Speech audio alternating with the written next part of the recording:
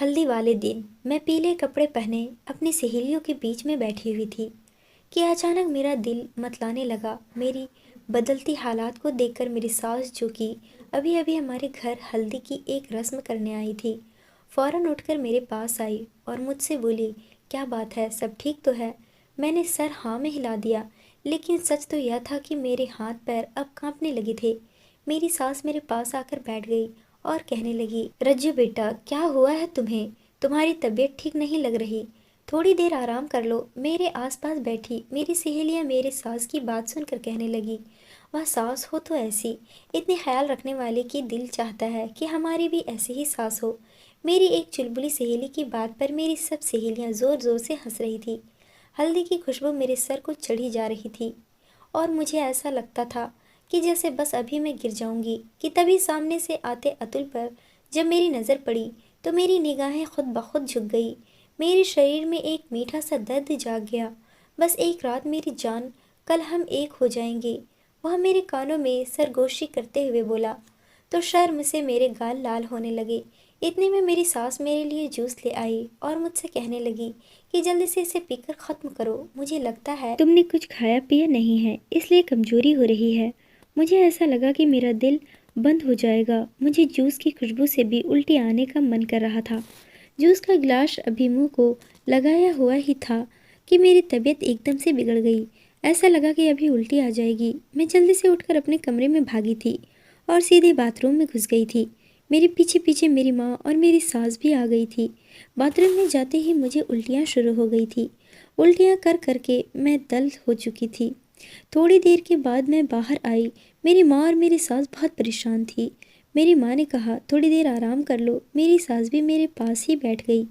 मेरी ससुराल ज़्यादा दूर नहीं थी, सामने वाला घर ही मेरी ससुराल था। बचपन से ही मेरा आना जाना लगा रहता था। मेरी विधवा माँ मेरे पास ही आकर बैठ गई और मुझ पर कुछ पढ़कर फूंकने लगी। लोगों की भी गंदी नज़रें होती है, न जाने कौन आज आंख भर भर के तुझे देखता रहा था। 100 बार तुझे कहा है कि अपना ध्यान रखा कर। मैंने चुप करते हुए कहा, मम्मी बस भी करें, क्योंकि मेरा सर भारी हो रहा था। मम्मी ने कहा, अपनी तबीयत जल्दी से अच्छी कर लो रज्जू, कल का दिन है बस। कल भी तुम्हारी यही हालात हुई तो लोग क्या कहेंगे? यहाँ तो लोग बातें करते नहीं रुकते कि लो बीमार बहू हमें चिपका दिया। न जाने क्यों मुझे मम्मी की यह बातें अच्छी नहीं लग रही थी, तो मैं थोड़ा गुस्से में बोली, बीमार भी भगवान ही करता है और उसे ठीक भी भगवान ही करता है। कुछ भी हमारे हाथ में नहीं होता। मैं कोई जानबूझकर तो बीमारी अपने ऊपर नहीं ला दी है। मम्मी कहने लगी, मैं कब कह रही हूँ, तुम भी बस बात का बतंगड़ बना लेती हो। शालिनी, अब कम से कम आराम तो करो। मैं करवट मोड़कर लेट गई। अगले दिन बारात थी। हल्दी और मेहंदी का फंक्शन एक बार में ही रख लिया था। मेरी सास को शादी की बहुत जल्दी थी और मेरा दिल सुबह से बंद हो रहा था। हल्का हल्का बुखार और हर चीज़ की स्मेल मेरे सर को चढ़ी जा रही थी। यहाँ तक कि अपने करीब से आने वाले मेकअप की खुशबू भी मुझे परेशान कर रही थी और मेरा दिल कर रहा था मैं यह सारा मेकअप उठाकर बाहर फेंक दूँ। मैंने बड़ी मुश्किल से ही मेकअप करवाया और फिर जब मुझे स्टेज पर ले जाया गया, थोड़ी देर के बाद मेरा पति अतुल भी आ गया था। खैर, जैसे तैसे करके शादी हो गई थी और मैं विदा होकर अपने ससुराल आ गई थी। ससुराल में भी कुछ रस्में हो रही थी, लेकिन मेरा किसी भी रस्म करने में दिल नहीं लग रहा था। ऐसा लग रहा था कि जैसे अभी चक्कर आ जाएगा, लेकिन मैं जैसे तैसे खुद को संभाले बैठी हुई थी। और फिर रात हुई तो मुझे अतुल के कमरे में पहुंचा दिया गया। कमरा बहुत ही खूबसूरत और ताज़ा फूलों से सजाया गया था, लेकिन अचानक ही थोड़ी देर बाद मेरी तबीयत इतनी ख़राब हुई कि मैं वहां से भागती हुई सीधी वॉशरूम गई और मुझे उल्टियाँ शुरू हो गई। वॉशरूम से निकलने के बाद मुझे ऐसा लगा कि मेरे शरीर में बिल्कुल भी जान नहीं है।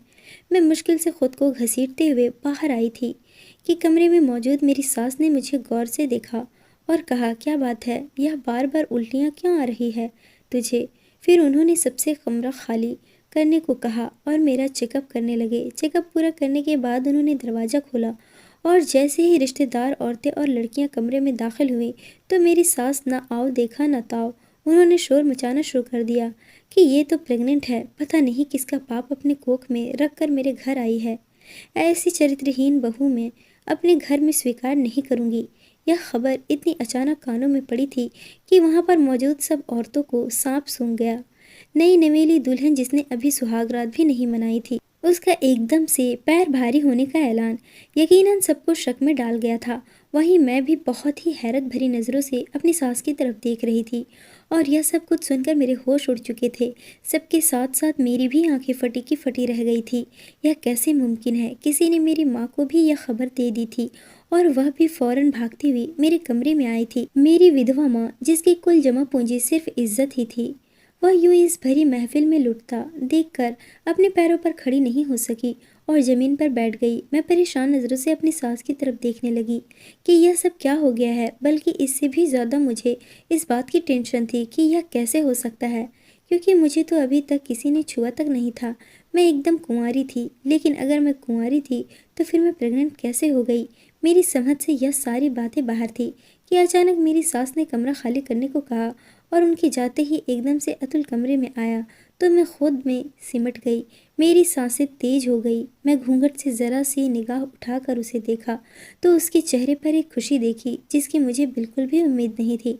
मगर मुझे हैरानी हुई कि इतनी बड़ी खबर पर इतना चुप और शांत नज़र कैसे आ सकता है। मर्द तो ऐसी बात सुनने के बाद पत्नी को जान से ही मार डालते हैं या उसे अपनी ज़िंदगी से बाहर निकाल देते हैं। ऐसे बहुत से कहानी हमारे समाज में फैली हुई है कि पहले ही रात पत्नी को मार दिया जाता है। ऐसे बहुत सारे न्यूज़, टीवी और अखबार पर आते रहते हैं और वजह यह बताई जाती है कि लड़की चरित्रहीन थी।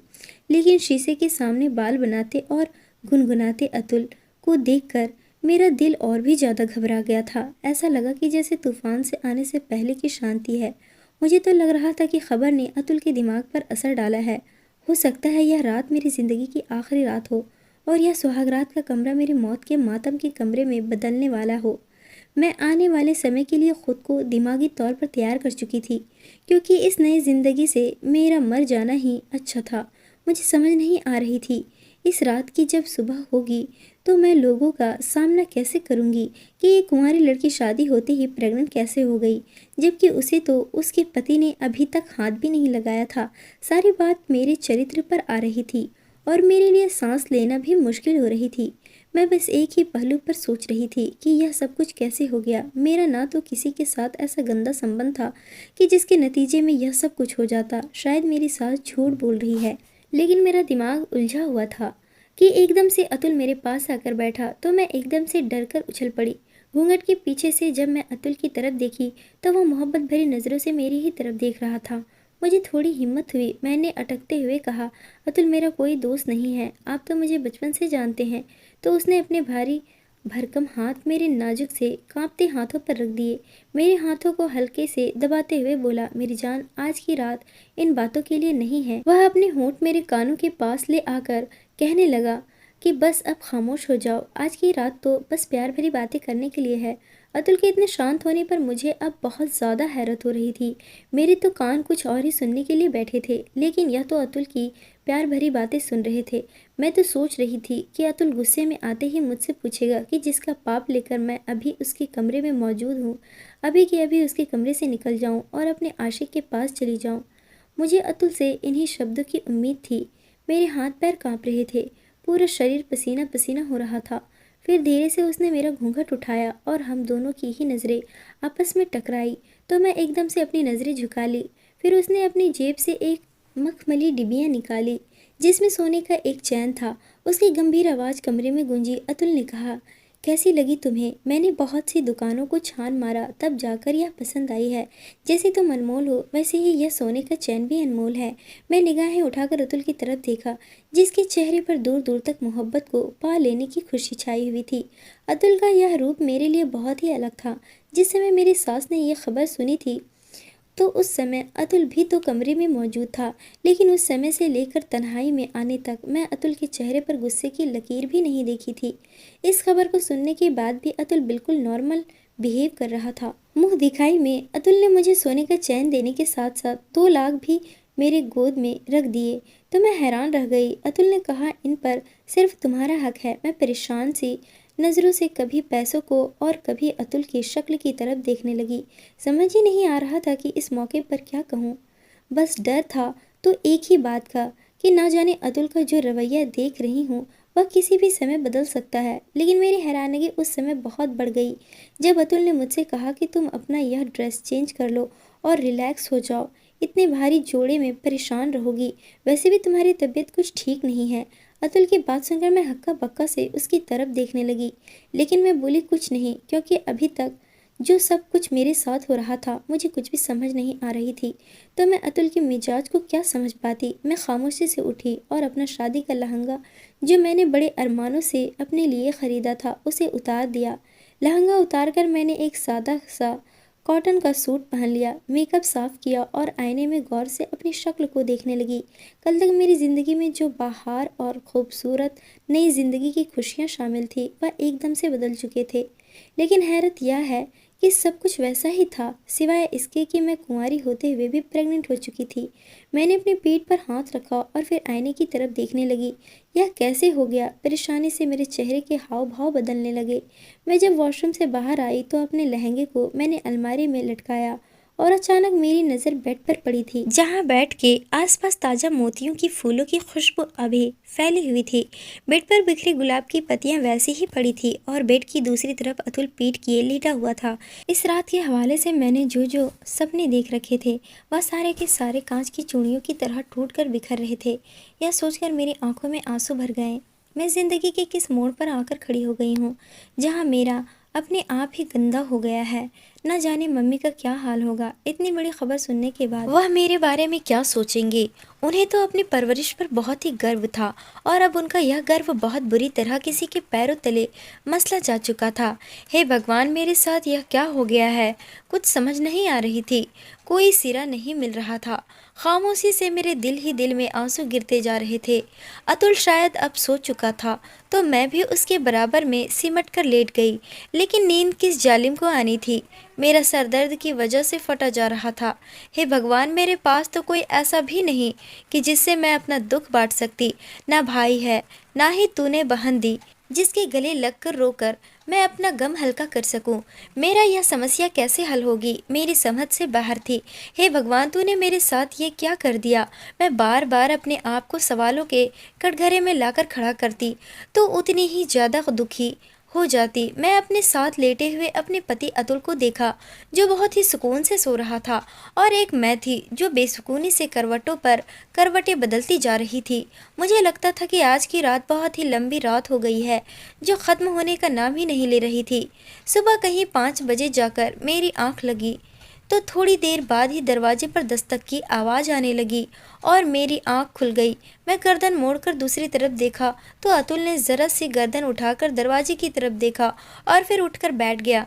जैसे ही उसकी नज़र मुझ पर पड़ी तो वह मुस्कुराने लगा। मैं भी उठकर एकदम से बैठ गई और रात के होने वाले हादसे एक एक करके दोबारा से मुझे याद आने लगे तो मेरा दिल फिर से भारी होने लगा। मैं बस इंतज़ार में थी कि कब अतुल अपने दिल की भड़ास निकालता है, लेकिन अभी तक तो मुझे कोई ऐसे आसार नज़र नहीं आ रहे थे कि जिससे मुझे अंदेशा होता कि अतुल मेरे ऊपर गुस्सा करेगा। तभी गुड मॉर्निंग मैडम जी, अतुल की बहुत ही मीठी और प्यार में डूबी आवाज़ मेरे कानों में गूंजी तो मैं भी धीरे से उन्हें गुड मॉर्निंग कहा और फिर वह बेड से उतरकर दरवाजे की तरफ बढ़ा तो सामने ही उसकी माँ खड़ी हुई थी और उसकी माँ के साथ ही एक नौकरानी ट्रे उठाकर अंदर आई। रज्जो, फौरन नाश्ता कर लो, फिर मुझे तुम्हें इंजेक्शन भी लगाना है।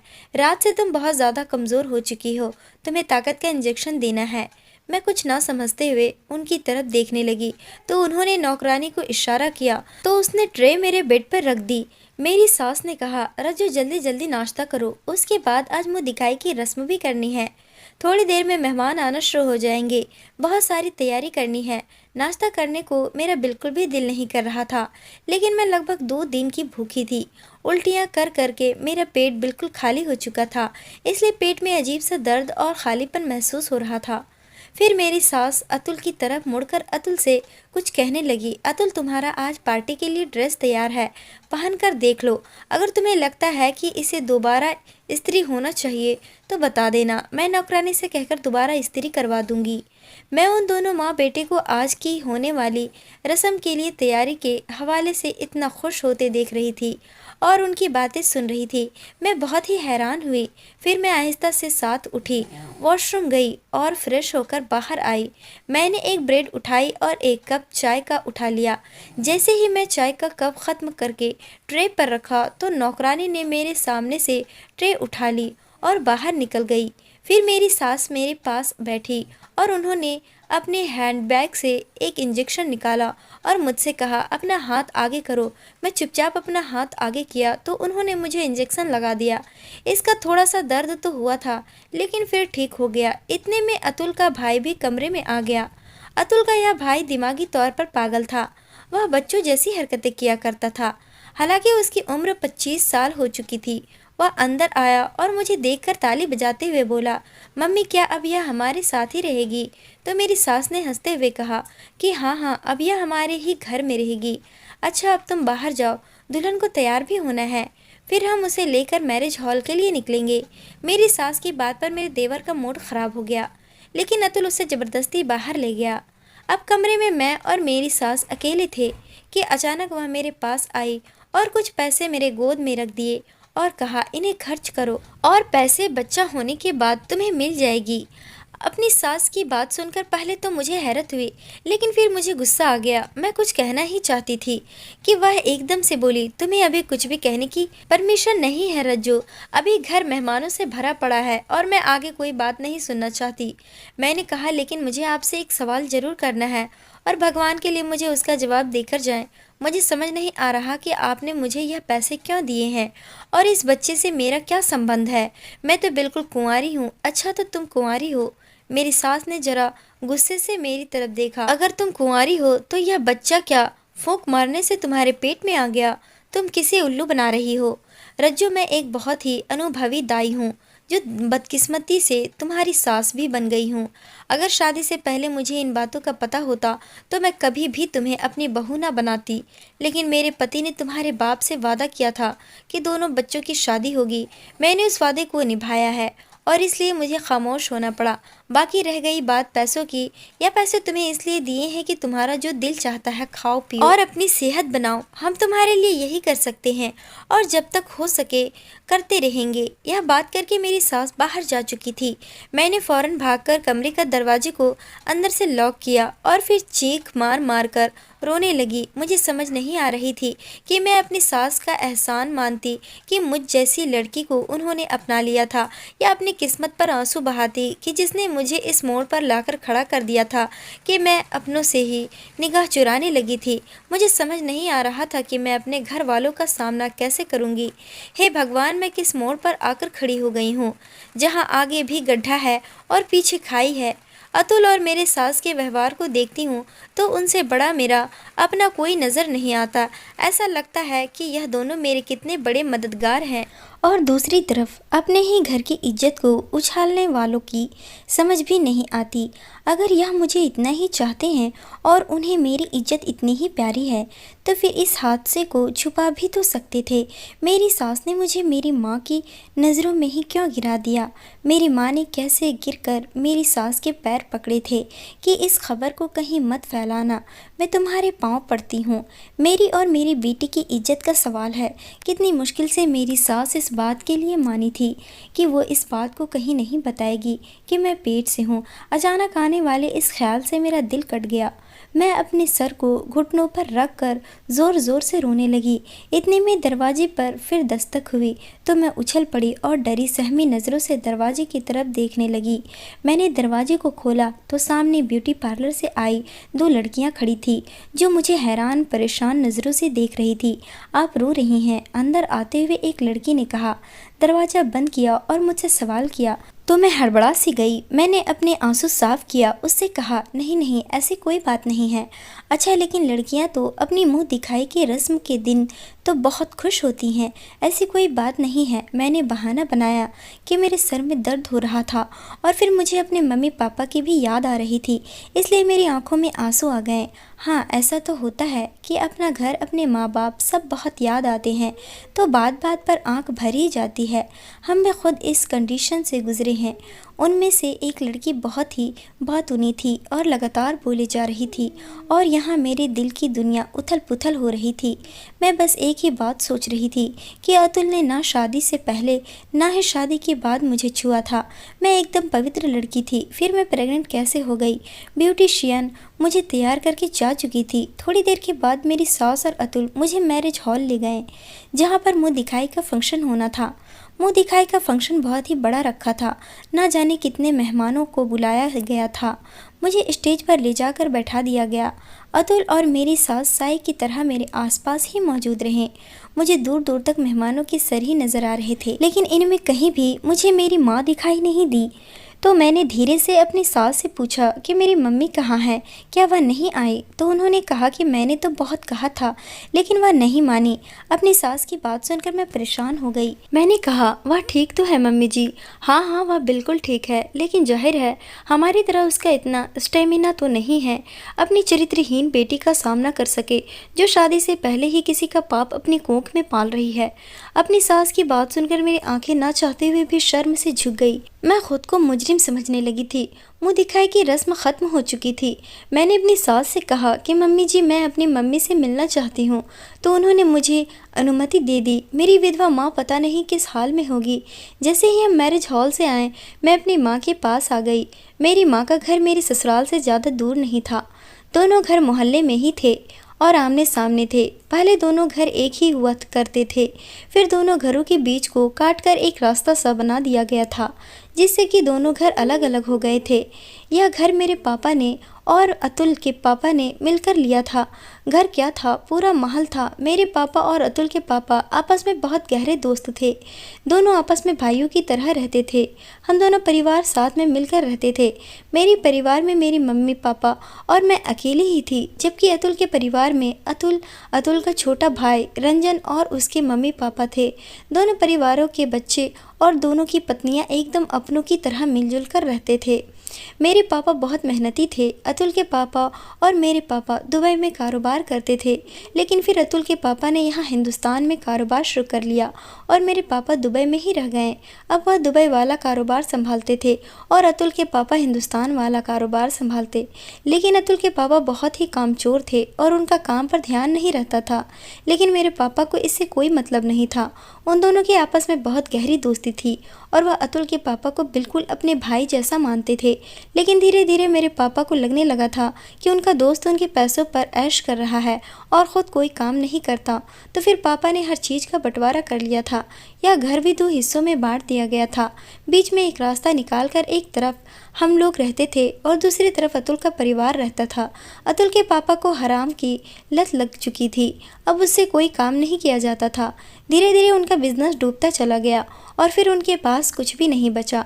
अब कोई छोटी मोटी नौकरी करके अपना गुजारा करते थे, लेकिन हमारे घर पैसे की खूब रेल फैली थी। अतुल की माँ खुद को एक गायनेकोलॉजिस्ट कहते थे, लेकिन हकीकत में वह एक दाई थी और एक सरकारी अस्पताल में नौकरी करती थी। एक केस ख़राब होने की वजह से उन्हें नौकरी से हाथ धोना पड़ा था, लेकिन फिर उन्हें कहीं पर भी जॉब ना मिली। वह अपने मोहल्ले में ही डिलीवरी करने लगी और फिर एक दिन अतुल के पापा की नौकरी भी ख़त्म हो गई, क्योंकि उनका काम में मन नहीं लगता था। अब अतुल के परिवार में खाने पीने की लाने पड़ने लगे थे। मेरे पापा से देखा नहीं गया था और फिर वह थोड़ा बहुत अतुल के पापा को दे दिया करते थे। घर खर्च के लिए पैसे भेजते रहते थे। इस तरह अतुल का घर चलने लगा था। लेकिन उसी समय मेरे पापा और अतुल के पापा की डेथ हो गई। वह दोनों कहीं घूमने जा रहे थे कि गाड़ी के ब्रेक फेल हो गए और गाड़ी खाई में जाकर गिरी। दोनों की मौके पर मौत हो गई थी। पापा की अचानक हुई इस मौत से हमारा पूरा परिवार बिखर गया था, लेकिन उस समय तक अतुल की नौकरी लग चुकी थी और वह अपने घर को संभालने लगा था। मेरी सास के 2 ही बेटे थे, एक अतुल और दूसरा रंजन। रंजन दिमागी तौर पर थोड़ा बीमार था। अतुल की और मेरी बचपन से ही बहुत अच्छी दोस्ती थी। हम दोनों के पापा ने आपस में मिलकर बचपन में ही हमारी शादी तय कर दी थी। मेरी मम्मी ने कभी उनके आगे एक शब्द भी नहीं बोल पाती थी और दूसरा अतुल भी मेरी माँ को बहुत पसंद था और फिर भले घर का रिश्ता था और इस तरह मैं एक घर से उठकर दूसरे घर में आ गई थी। मेरी माँ ने इसलिए यह रिश्ता स्वीकार कर लिया क्योंकि मैं अपने माँ बाप की इकलौती बेटी थी और मुझे मेरी माँ अनजान लोगों में नहीं देना चाहती थी, क्योंकि वह खुद विधवा थी और मैं अनाथ। हमारे सर पर किसी का हाथ नहीं था। पता नहीं अनजान लोग कैसे निकले।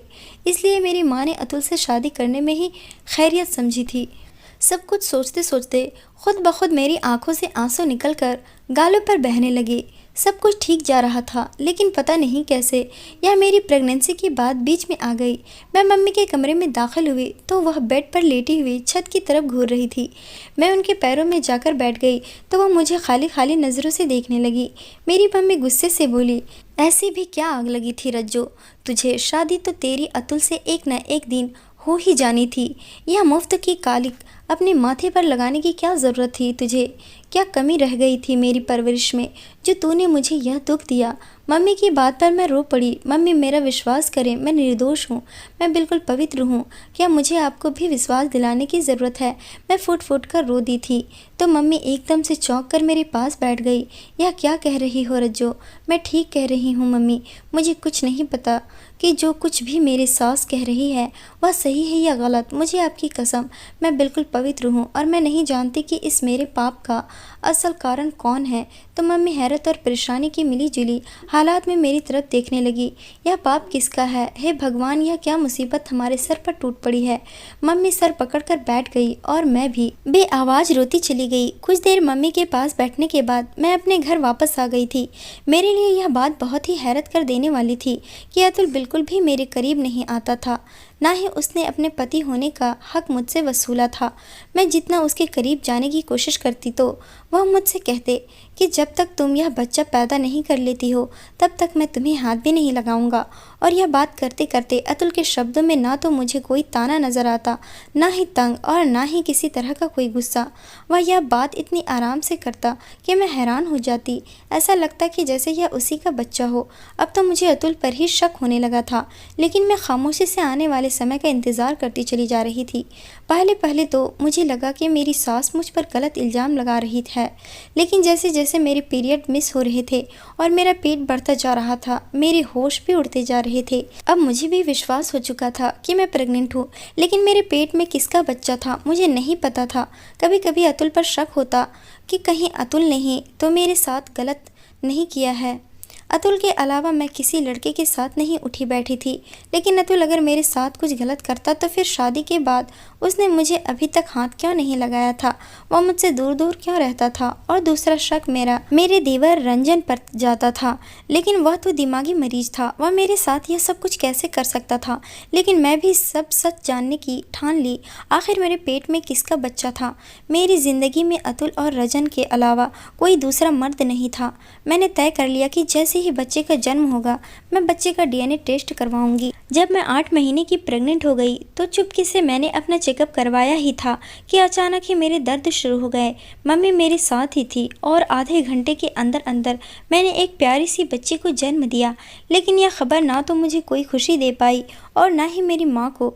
मैंने डॉक्टर से कहा कि मैं अपने बच्चे का डीएनए टेस्ट करवाना चाहती हूँ, तो डॉक्टर ने बड़ी हैरत से मेरी तरफ देखा, लेकिन मेरे चेहरे पर फैली अठीरता को देखकर उसने आगे कोई सवाल नहीं किया और बच्ची का डीएनए ले गया। मैं बच्ची को लेकर खामोशी से घर आ गई। मेरी सास और अतुल बच्ची को देखकर बहुत खुश हुए और मुझे भी अपने साथ लगा लिया, लेकिन मैं सपाट नज़रों से अपनी सास और अपने पति अतुल को देखती रही। और जैसे ही डीएनए की रिपोर्ट मेरे सामने आई तो मुझे पता चला कि मेरे बच्चे का असली बाप तो रंजन है, तो मेरे पैरों तले से ज़मीन निकल गई। मैंने वह डीएनए की रिपोर्ट लाकर अपनी सास और अपने पति के मुंह पर मारी और उनसे कहा कि यह सब क्या है। मेरी सास का रंग एकदम से बदल गया था और दूसरी रिपोर्ट मुझे अतुल के कमरे से मिली थी। अतुल की थी, जो मुझे अतुल की अलमारी से मिली थी। अतुल इस अलमारी को हर समय लॉक करके रखता था। एक दिन लॉक करना भूल गया तो ऐसे ही उत्सुकता के मारे मैंने वह अलमारी खोल कर देखी कि आखिर ऐसी क्या चीज़ है इस अलमारी में कि अतुल हर समय लॉक करता है। तो यह रिपोर्ट मुझे वहीं पर नज़र आई, जिसके अनुसार अतुल नामर्द था, बच्चा पैदा करने के काबिल नहीं था। अब मुझे इन माँ बेटे की सारी साजिश समझ आ गई थी। वह अतुल की कमी पर पर्दा डालना चाहते थे, क्योंकि मेरी सास और अतुल को यह लगता था कि नाजायज़ बच्चा पैदा हो जाने के बाद कभी भी आंख उठाने की काबिल नहीं रहूँगी, ना ही बच्चे के बाप के बारे में कोई सवाल करूँगी। और रह गई अतुल के अंदर की यह कमी, तो उसे इसलिए बर्दाश्त कर लूँगी कि मैं एक चरित्रहीन लड़की हूँ, शादी से पहले ही प्रेग्नेंट हो चुकी हूँ और अपनी इस कमी के चलते मैं अतुल को इतनी बड़ी कमी के साथ स्वीकार कर लूँगी। लेकिन सब कुछ उल्टा ही हो गया और मुझे सब कुछ पता चल गया। मेरी सास ने पूरे घर पर कब्जा करने के लिए अपने दोनों बेटों का इस्तेमाल किया था। ना जाने रंजन कितनी बार मेरी इज्जत के साथ खेल चुका था, क्योंकि मेरी सास अक्सर जब भी कोई अच्छी चीज़ पकाती तो मुझे अपने घर बुला लेती थी और रात भी अपने पास ही रोक लेती थी। उसकी अगली सुबह मेरा पूरा दिन सर घूमता रहता और शरीर दर्द करता, लेकिन समझ में नहीं आती थी कि मेरी तबीयत इतनी गिरी गिरी सी क्यों है। और यह बात मुझे अब समझ आई थी कि मुझे बेहोशी की दवा खिलाने के बाद वह मेरे शरीर को अपने बेटे रंजन के हवाले कर देती है, जो दिमागी तौर पर पागल था लेकिन जिस्मानी तौर पर पूरा मर्द था। और वह पूरी रात मेरे शरीर के साथ खेलता रहता था, जिसके नतीजे में मैं प्रेग्नेंट हो गई। और मेरी सास इसी मौके का इंतज़ार में थी। उन्होंने अब मेरे ऊपर और मेरी माँ के ऊपर एहसान करते हुए अतुल जैसे नामर्द बेटे की शादी मुझसे कर दी, ताकि अतुल का भरम भी कायम रहे और मैं अपनी सास के एहसान तले चुपचाप सारी ज़िंदगी गुजार दूं और चूं तक ना करूं। एक ही तीर से दो शिकार। लेकिन मैं और मेरी माँ ने फैसला किया कि हम इस जुल्म के ख़िलाफ़ बोलेंगे। और फिर मैं पुलिस स्टेशन जाकर अपनी सास और दोनों बेटों के ख़िलाफ़ रिपोर्ट दर्ज करवा दी। मेरी सास और मेरे पति अतुल को 5 साल की सज़ा सुनाई गई, जबकि रंजन दिमागी तौर पर स्टेबल नहीं था, इसलिए उसे छोड़ दिया गया। लेकिन अब मेरे लिए यह और ज़्यादा परेशानी की बात थी, क्योंकि अब रंजन का देखभाल करने वाला कोई नहीं था और अब रंजन की जिम्मेदारी मेरे ही ऊपर आ गई थी। इस मामले में मैं रंजन को गलत नहीं ठहरा सकती थी, क्योंकि वह तो मासूम था। उसे जैसा कहा गया वैसा किया।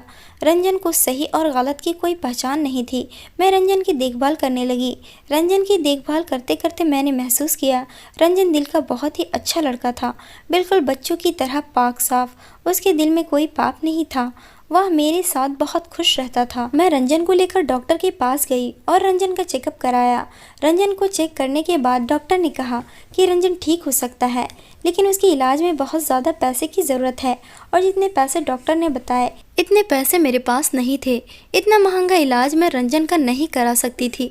लेकिन अब मुझे अपनी बेटी का फ्यूचर भी दिखाई दे रहा था। कुछ भी कहो, जो बच्ची मेरे गोद में थी वह मेरा अपना ही खून थी और उसका बाप रंजन था। मैं अपनी बेटी का फ्यूचर के साथ खिलवाड़ नहीं कर सकती थी।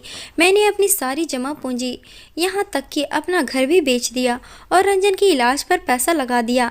भगवान की कृपा हुई, धीरे धीरे रंजन ठीक होता चला गया।